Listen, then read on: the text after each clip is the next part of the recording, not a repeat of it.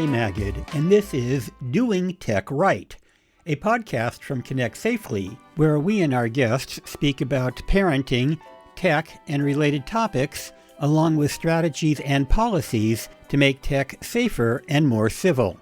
And if you like what you hear, please subscribe and visit us at ConnectSafely.org. Welcome to part 2 of our interview with Dr. Karen Boyd. Dr. Boyd is a researcher, author, and speaker who helps organizations understand and use AI responsibly.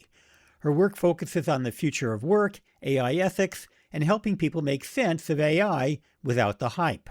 She's the author of a new book called Amplify Good Work, and this is the second half of our interview. Karen, I'd like to start off this part of the conversation to talk about the environmental impact of AI. A lot of young people I've spoken with are very concerned about the electricity use, the water use to cool the data centers, and other environmental issues. So I was wondering if you'd comment. I think that with the environmental side of things, the things that we are focusing a lot of attention on right now are maybe not exactly the most important things to talk about. And also, I just want to jump to say, I think it's really important that AI is starting this conversation. The data center problem is one that's been going on for a long time. And even still, video streaming blows AI, certainly large language models like chatbot use, out of the water. That is video like YouTube, Netflix, Zoom. Video is just very large files. And so the first step, I think, to talking about the environmental impact of AI is making sure we're talking about the environmental impact of all software as a service kinds of content, and especially thinking about video. With the water use, the water used for cooling in data centers doesn't disappear or become completely contaminated. You can use not potable water for cooling. That said, it does have a significant, more of an economic impact on the communities right around the data center. Because the utility company, this is both for electricity and for water, generally have these data centers are not being put in the middle of a big city that already has great infrastructure. They're being put in areas where there's low regulation and low land costs, and there's probably not a lot of people living there. And so the utilities have to massively scale up their infrastructure, and they spread the cost of that across all of the units that they're selling, including to the residents nearby. So their use isn't going up, but their costs are going way up. That is, I think, if not exactly an environmental problem, a real problem that these data centers can cause. The electricity is an issue because in the US, our grid is still largely coal and natural gas. And so when they're unlike the water, using electricity causes additional pollution. With the water estimates, something that's worth noting is that, I hesitate to say this because I know there are young people listening, but the proportion is 6/7. 6/7 of those water estimates are not used for cooling, they're hydropower. And we wouldn't want to penalize them for using such a sustainable electricity source either. Right. And then the other thing that we don't talk as much about that I think we should be talking more about is the rare earth mineral mining. It's less in the US than it is other places, and I think it makes it easy to ignore. But they're like the human beings who are mining those elements they're bound up oftentimes in radioactive elements, and it's very dirty work and dangerous work. So it hurts the people who are mining, and it hurts the ecosystems near those mines. And it's easy not to think about because they're not next door to us and they're not within our sort of jurisdiction a lot of the times in terms of voting and making rules about each other. But I still think it's important to look at. And those rare earth minerals are used for all kinds of computers, including the ones in our cars and all over the place. So I don't want that to sound like, don't worry about the environment, but to focus on the things that are most impactful.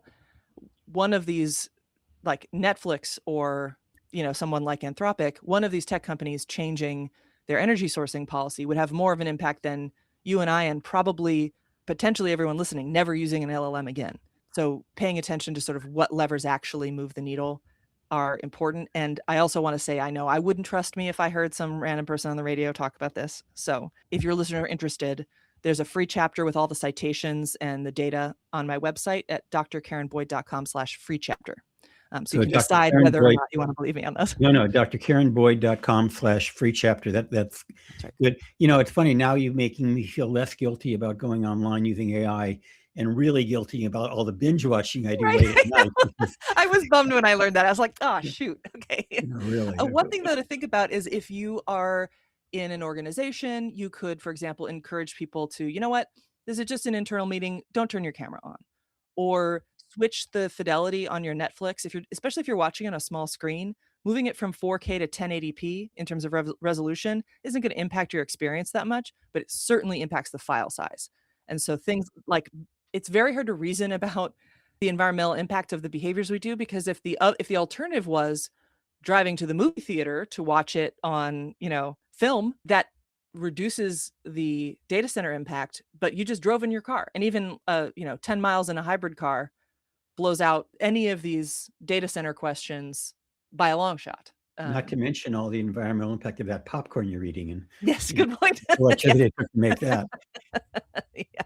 We touched on this a little bit earlier, but young people at our Safer Internet Day event brought up the whole question about how AI steals from people. How, Mhm. in fact, I don't know if I'll ever see any money, but I've written a few books and I've gotten letters telling me that I might be entitled to a settlement, I think from Anthropic, Anthropic, a yeah. multi-billion-dollar settlement. I can't imagine that the books I wrote years ago have been pilfered by AI, but maybe.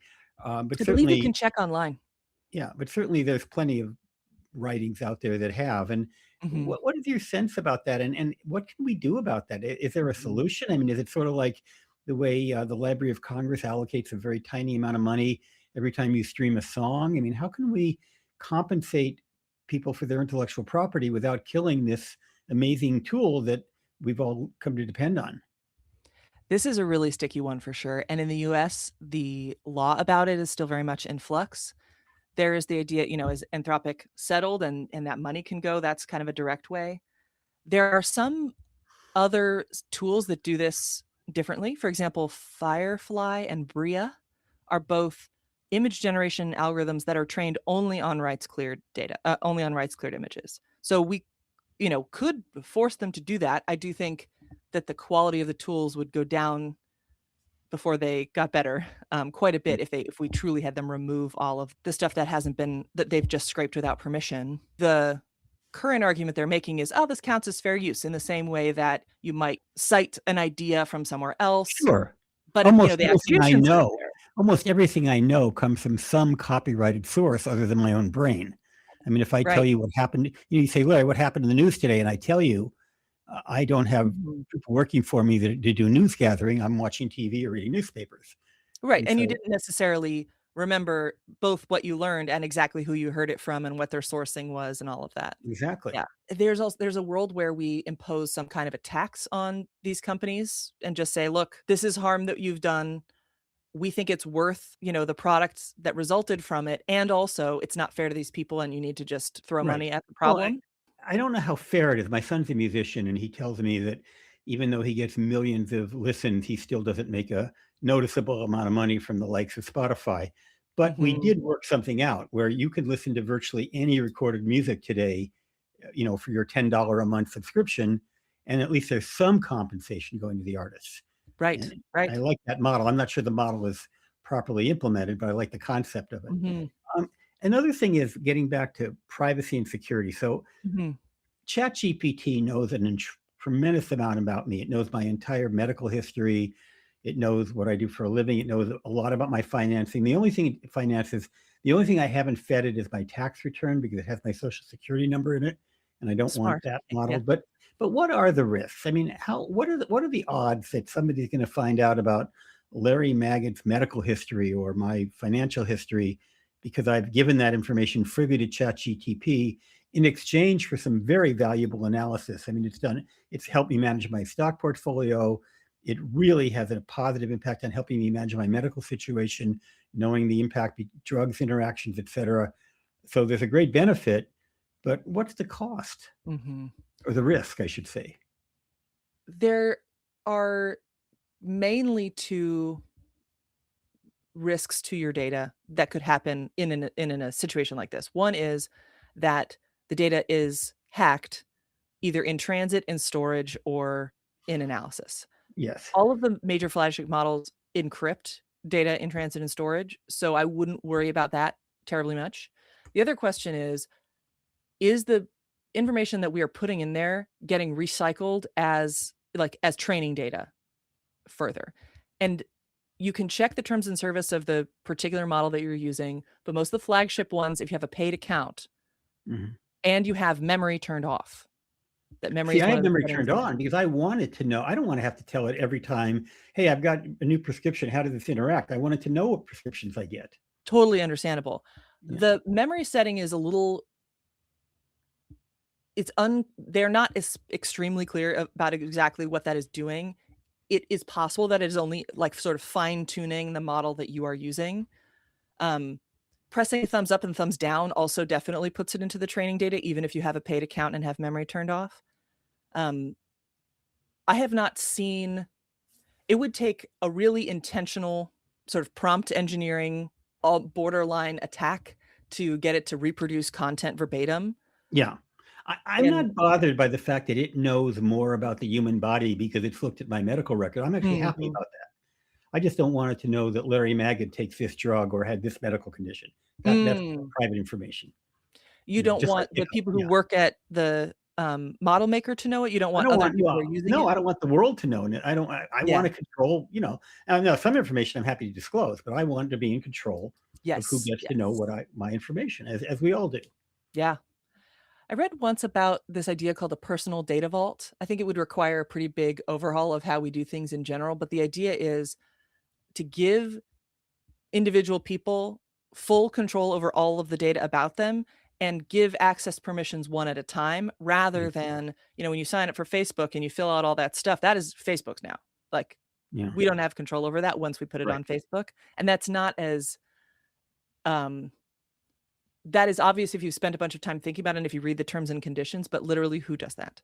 Yeah. If we And I read all will the say, terms and conditions, it would be our full-time oh, job. I sometimes use ChatGPT or Gemini to summarize the terms and conditions. I did that with Honestly, a that's much better than nothing, Yeah, better I than we did were that doing with before. I had to sign a financial document, and I just said, find the red flags. And it did. And Mm, I had a conversation with my financial advisor about those particular aspects of the agreement. So I'm going to tell you a positive use of AI that just blew me away. So the bad news is I was in New York. I live in California. I was in New York a couple weeks ago, and I had a tummy ache, which turned out mm, to be an intestinal blockage. And I did go to the ER, and they did a CT scan, and they sent me to the hospital. And everything's fine. I actually sat in the hospital for 2 days and got better on my own. oh, But I took the CT scan, and this particular hospital actually gave me the image, the actual CT image, right? It was crude relative mhm, to what the radiologist saw. I ran it through ChatGPT.